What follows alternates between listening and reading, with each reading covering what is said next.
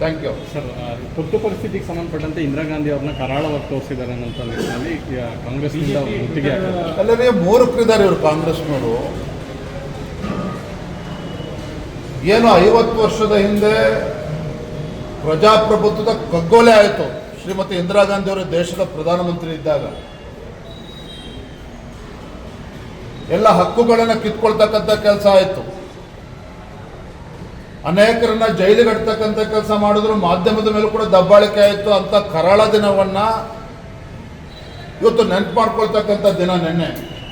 ಅಂದರೆ ಎಮರ್ಜೆನ್ಸಿನ ಹೇರಿ 50 ವರ್ಷಗಳು ಆಗಿರ್ತಕ್ಕಂಥ ಸಂದರ್ಭದಲ್ಲಿ ಮತ್ತೆ ಈ ದೇಶದಲ್ಲಿ ಅಂಥ ಕರಾಳ ದಿನಗಳು ಮರುಕಳಿಸಬಾರ್ದು.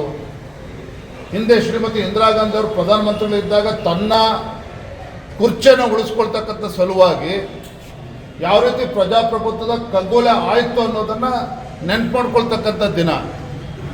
ಇಂದಿರಾ ಗಾಂಧಿ ಅವರ ನಡವಳಿಕೆ ಹಿಟ್ಲರ್ ಅಂದೆ ಇನ್ನೇನು ಹೇಳಕ್ಕೆ ಸಾಧ್ಯ ಆಗಾದ್ರೆ. ಈ ರೀತಿ ಸಿದ್ದರಾಮಯ್ಯನವರು ಅಥವಾ ಕಾಂಗ್ರೆಸ್ನವರು ನಮ್ಮ ಸಾಮಾಜಿಕ ಜಾಲತಾಣದಲ್ಲಿ ಟ್ವೀಟ್ ಮಾಡಿದ್ದಾರೆ ಅಂತೇಳಿ FIR ರಿಜಿಸ್ಟರ್ ಮಾಡಿ ಏನೋ ಗುಂಡಾಗಿರಿ ಏನು ಮಾಡ್ತಾರೆ. ಈ ಬೆದರಿಕೆಗೆ ಗೊಡ್ಡು ಬೆದರಿಕೆ ಹೆದರ್ಕೊಳ್ತಕ್ಕಂಥ ಪ್ರಶ್ನೆನೇ ಇಲ್ಲ. ಇಂಥವ್ರು 100 FIR ರಿಜಿಸ್ಟರ್ ಮಾಡಲಿ, ನಮ್ಮ ಕಾರ್ಯಕರ್ತರು ರೆಡಿ ಇದ್ದಾರೆ, ನಾವು ಕೂಡ ರೆಡಿ ಇದ್ದೇವೆ. ಈ ರೀತಿ ದಬ್ಬಾಳಿಕೆ ಗುಂಡಾಗರ್ದಿ ಯಾವುದೂ ಕೂಡ ನಡೆಯೋದಕ್ಕೆ ಸಾಧ್ಯ ಇಲ್ಲ. ಕರ್ನಾಟಕ ಅಧ್ಯಕ್ಷರನ್ನ ಸದ್ಯದಲ್ಲಿ ಆಗುತ್ತೆ ಅಂತ ವಿಶ್ವಾಸದಲ್ಲಿದ್ದೀರಾ? ಏನಪ್ಪ ವಿಶ್ವಾಸದಲ್ಲಿದ್ದೀರಾ ನೀವು? ರಾಷ್ಟ್ರೀಯ ಪಕ್ಷ ಇದೆ, ಎಲ್ಲರ ಅಭಿಪ್ರಾಯಗಳನ್ನು ಈಗಾಗಲೇ ತೆಗೆದುಕೊಂಡಿದ್ದಾರೆ.